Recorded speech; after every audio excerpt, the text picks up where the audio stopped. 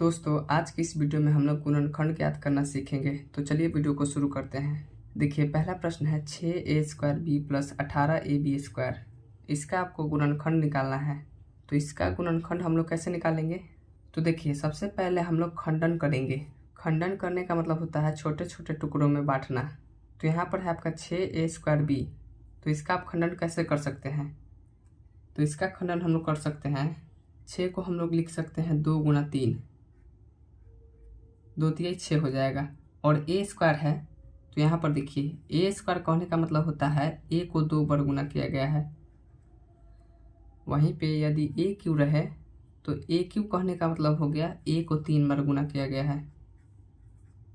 तो यहाँ पर a² है तो यहाँ पर a 2 बार गुना हुआ है तो a को 2 बार गुना में लिख लेंगे। उसके बाद गुना में b है तो गुना में b।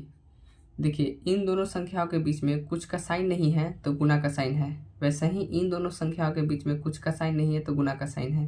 तो सभी संख्या आपका गुना में है। तो 6a² b को हम लोग लिख लिए हैं 2 × 3 × a × b। प्लस का साइन है तो प्लस का साइन।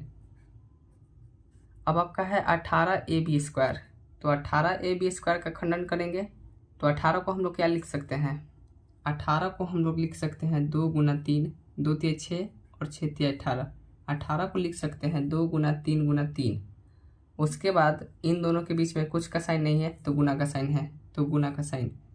और a है तो a, फिर गुना का साइन, क्योंकि a और b² के बीच में कुछ का साइन नहीं है तो गुना का साइन है। और यहाँ पर b² है तो b² कहने का मतलब है b को 2 बार गुना किया गया है। तो यहाँ पर b² है तो b 2 बार गुना में हो जाएगा।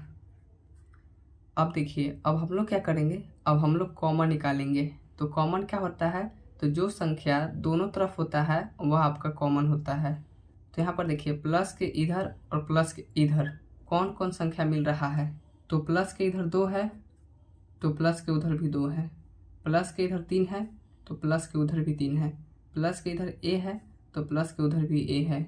और यहाँ पर ध्यान दीजिए फ्रेंड्स, प्लस के इधर एक और a है लेकिन प्लस के उधर एक और a नहीं है तो यह a नहीं है कॉमन। उसके बाद प्लस के इधर b है तो प्लस के उधर भी b है। तो जो जो संख्या पर टिक लग गया वह आपका कॉमन है। तो इन संख्याओं को हम लोग बाहर निकालेंगे। तो देखिए यह सब संख्या बाहर निकल जाएगा तो यह आपका हो जाएगा 2 × 3 × a × b। अब आप ध्यान दीजिए प्लस के इधर 2 × 3 × a × b निकल गया तो बचा आपका सिर्फ यह a। तो a को हम लोग लिख लेंगे और प्लस का साइन है तो प्लस का साइन। और प्लस के उधर क्या बचा आपका? तो 2 निकल गया है, 3 निकल गया है, a निकल गया है और यह b निकल गया है तो बचा आपका 3 और b। तो 3 और b गुना में है तो 3 और b को हम लोग गुना कर लेंगे। तो 3 और b को गुना करेंगे तो 3b हो जाएगा। तो यह आपका हो जाएगा a + 3b। अब इसको आप गुना करके लिख सकते हैं 2 × 6 और a में b से गुना करेंगे तो ab हो जाएगा। तो यह आपका हो जाएगा 6ab और ब्रैकेट में है a + 3b। तो यह आपका आंसर हो जाएगा 6ab × a + 3b। 6a² b + 18ab² का गुणनखंड 6ab × a + 3b होगा। चलिए एक और प्रश्न के माध्यम से हम लोग गुणनखंड निकालना सीख लेते हैं। देखिए प्रश्न है 18x³ + 12x⁴ - 10x²। इसका आपको गुणनखंड निकालना है। तो गुणनखंड कैसे निकालेंगे हम लोग? तो सबसे पहले हम आपको बताया है कि प्रश्न का हम लोग खंडन करते हैं। जैसे यहाँ पर 18x³ है तो 18x³ का हम लोग खंडन करेंगे। तो 18x³ को हम लोग क्या लिख सकते हैं? 18x³ को हम लोग लिख सकते हैं 2 × 3 × 3, 2 × 6, 6 × 18। और यहाँ पर x³ है। देखिए x³ कहने का मतलब क्या होता है? x³ है यानी x को 3 बार गुना किया गया है, x को 3 बार गुना किया गया है। तो यहाँ पर हम लोग x को 3 बार गुना कर लेंगे।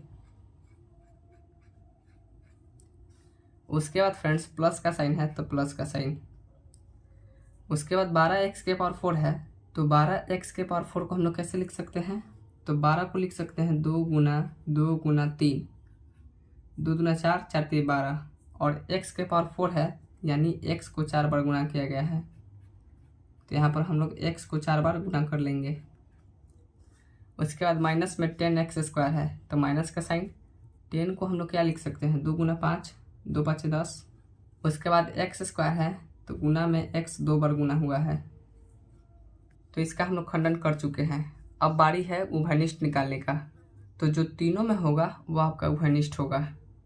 तो देखिए प्लस के इधर 2 है तो प्लस के उधर भी 2 है, और माइनस के उधर भी 2 है, तो 2 आपका उभयनिष्ठ है। तो 2 को बाहर निकाल लीजिए, फिर गुना का साइन। तो देखिए प्लस के इधर 3 है और प्लस के इधर भी 3 है, लेकिन माइनस के उधर 3 नहीं है, तो 3 बाहर नहीं निकलेगा, 3 आपका बाहर नहीं निकलेगा।